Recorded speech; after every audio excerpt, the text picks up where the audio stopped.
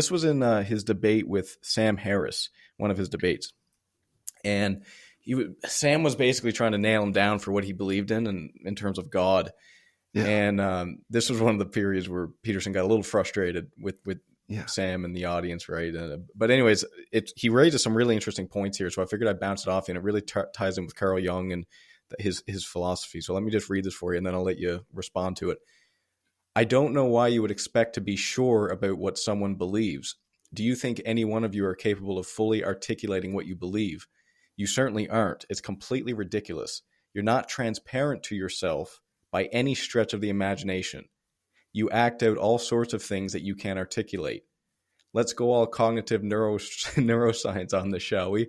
99% of your processing is unconscious. You're not capable of articulating yourselves. If you were, you would be omniscient. So don't give me any nonsense about that. Yeah.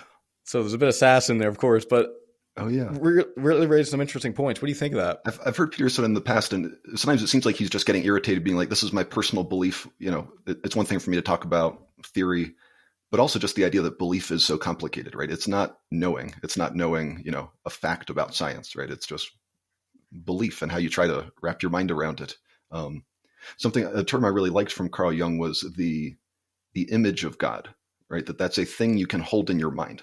You know, it's there when you try to imagine it. You hold that image. What God actually is, I mean, that's far too complicated of a question, but that you can hold that image, you can try to wrap your mind around it, I guess, is a thing that does exist, whether you made it up or not, right, in your head. Yeah, it's hard. I certainly think, what do you think about the idea that people are just incapable of articulating themselves? Like even to the extent that they don't even know that they're incapable of articulating themselves. I mean, even the idea of knowing what you want.